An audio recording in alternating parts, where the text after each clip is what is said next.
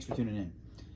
So I wanted to touch base on a project that I've been kind of working on in the background for a little while now that I've dubbed the Phantom Yoke. It's my attempt at putting a second yoke into my Cessna 172 without building a full-blown drawer assembly or an assembly on drawer slides and two custom flight yokes. I love my Honeycomb Alpha. I like the feel of it. I wanted to keep the Honeycomb Alpha in my setup. So I figured a way to do it was to use two stepper motors and configure it to look like an output. So everything I do with a yoke, I'll get the X and Y positions on the stepper motors and they'll translate to the yoke. I tested them with just the motors with no loads on them, or the stepper motors, and they worked well. My issues, and there are a couple, happened when I added the weight of the yoke assembly. So the first one I'll show you right here. You can see, here's our yokes. As I turn right, you can see we're starting to get some movement. For a little movement, you're great. If you were only making very small turns, this would work well. But if I make a big turn,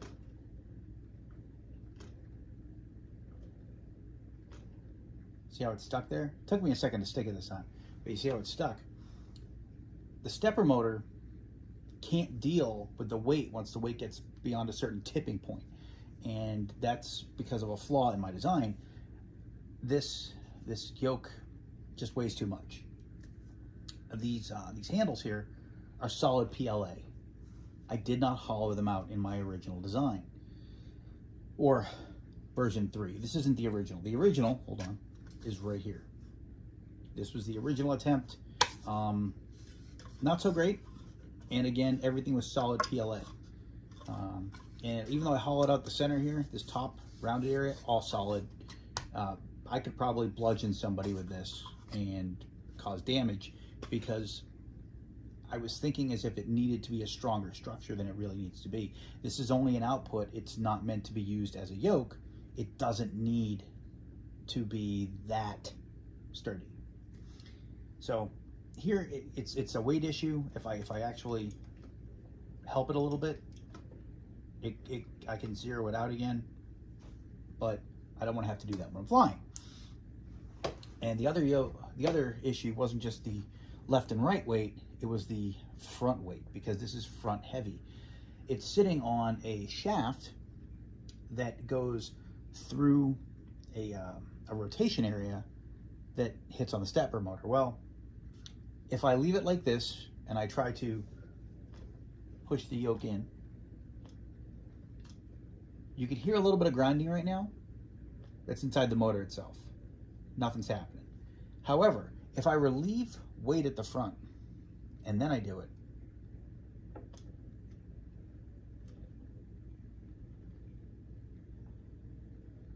it actually moves a little.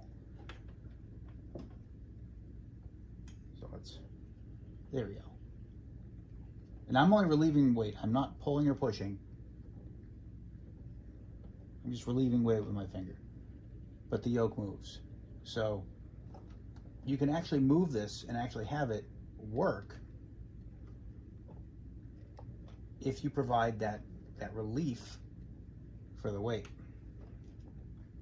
So the new design is going to redesign the yoke itself. I'm still trying to have the look and feel of the Alpha because I want it to match what's in my cockpit. The Alpha in my cockpit, I have fake leather over the center here, and then I have like a baseball bat grip material on the sides. And I want to have that in here just so it mirrors what's already on the left side of the cockpit. But I'm going to hollow this out a lot more than you're seeing here. The new design is up here. You probably can't see it that well. It's hollowed throughout this area here. All of this that looks, that you can kind of see through it here, that's all where this design is going to get hollowed out. Up in here as well, all hollow.